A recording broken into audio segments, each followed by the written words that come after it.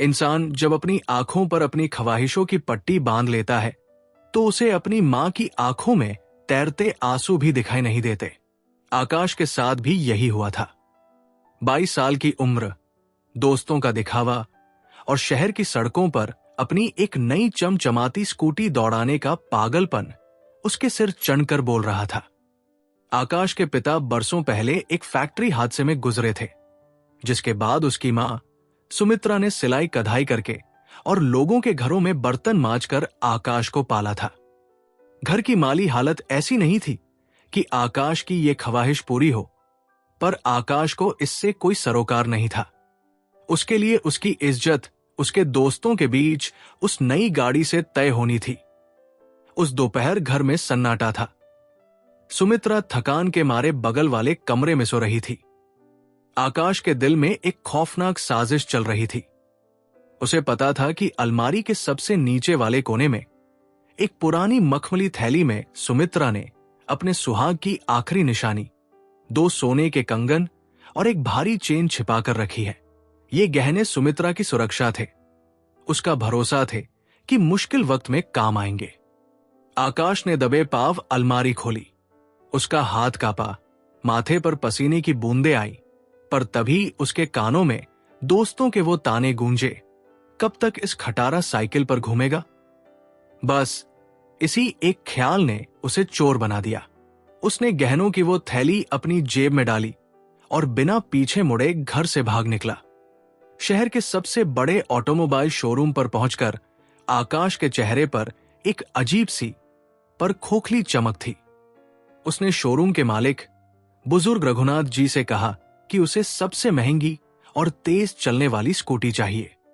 रघुनाथ जी ने तजुर्बेकार नजरों से आकाश के मैले कपड़े और उसकी घबराहट को ताड़ा। जब भुगतान की बारी आई तो आकाश ने मेज पर वो पुराने सोने के कंगन और चेन रख दिए। रघुनाथ जी ने जैसे ही उन गहनों को छुआ, उनके हाथ ठिठक गए। उन गहनों पर सुमित्रा के नाम का छोटा सा निशान खुदा हुआ था। संयोग देखिए, वो गहने बरसों पहले रघुनाथ जी की ही पुश्तैनी दुकान से सुमित्रा के पति ने बनवाए थे। रघुनाथ जी सन्न रह गए। उन्हें समझ आ गया कि ये लड़का अपनी मां की ममता का गला घोंटकर यहां आया है। रघुनाथ जी ने बहुत ही शांत लहजे में आकाश से कहा, बेटा, ये गहने तो बहुत कीमती है। इनकी कीमत एक स्कूटी से कहीं ज्यादा है। तुम बैठो, मैं कागजात तैयार करता हूं। आकाश को लगा कि उसका काम बन गया। वो अपनी नई गाड़ी के सपने बुनने लगा। लेकिन रघुनाथ जी ने चुपके से अपने आदमी को सुमित्रा के घर भेजा। आधे घंटे बाद जब सुमित्रा बदहवास हालत में फटे हुई साड़ी को संभाले शोरूम के अंदर दाखिल हुई तो आकाश के पैरों तले जमीन खिसक गई। उसकी मां को देखते ही उसके चेहरे की रंगत उड़ गई। वो भागना चाहता था, पर रघुनाथ जी ने उसका हाथ मजबूती से पकड़ रखा था। सुमित्रा ने जैसे ही मेज पर अपने सुहाग के गहने देखे, वो दहाड़ मारकर रो पड़ी। उसने आकाश की तरफ देखा, पर उसकी आंखों में गुस्सा नहीं, बल्कि एक जानलेवा दर्द था। उसने बड़े धीमे स्वर में रघुनाथ जी से कहा, भाई साहब, ये गहने ले लीजिए और मेरे बेटे को वो गाड़ी दे दीजिए। शायद मेरी ममता में ही कोई कमी रह गई थी, जो इसे मुझसे मांगने के बजाय चोरी करना पड़ा। सुमित्रा के इन शब्दों ने आकाश के सीने में हजारों खंजर एक साथ घूम दिए। उसने सोचा था मां चिल्लाएगी, पुलिस बुलाएगी, पर यह खामोश दर्द, ये असहनीय था।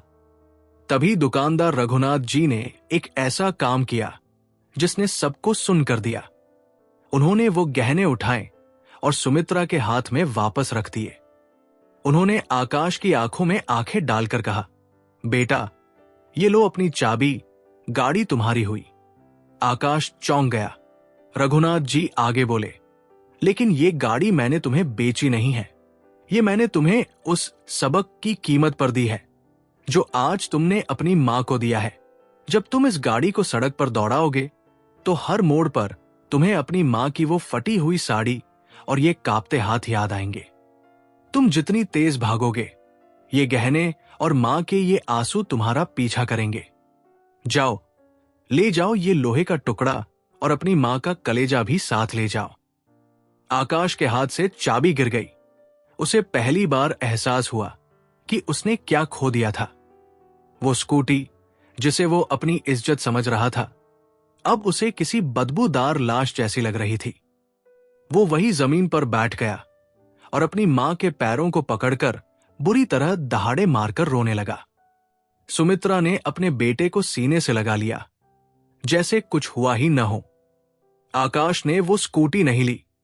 वो अपनी मां का हाथ पकड़कर पैदल ही घर की ओर चल पड़ा। उस दिन आकाश ने स्कूटी तो नहीं खरीदी, पर उसने अपनी गिरवी रखी हुई आत्मा को वापस पा लिया था। ये एहसास कि मां की दुआओं से बड़ी कोई सवारी नहीं होती, उसके जीवन का सबसे बड़ा सबक बन चुका था। शोरूम के बाहर खड़ी वो चमचमाती गाड़ी अब धूल खा रही थी और दूर तक सिर्फ एक मां बेटे का अटूट साया नजर आ रहा था। रघुनाथ जी ने अपनी समझदारी, अपना अनुभव और अपना बड़पन दिखाते हुए एक परिवार को टूटने से बचा लिया था। ये कहानी हमें याद दिलाती है कि भौतिक सुखों की चमक अक्सर हमें अपनों के बलिदान के प्रति अंधा कर देती है। पर याद रहे, दुनिया की सबसे महंगी गाड़ी भी उस सुकून के बराबर नहीं हो सकती जो मां की दुआओं और उनकी मुस्कुराहट में मिलता है। क्या आपने कभी अनजाने में अपनों का दिल दुखाया है? और रघुनाथ जी की समझदारी को आप कैसे देखते हैं? कमेंट करके जरूर बताइए। वीडियो को लाइक, शेयर और हमारे चैनल गूंज को सब्सक्राइब जरूर कीजिए।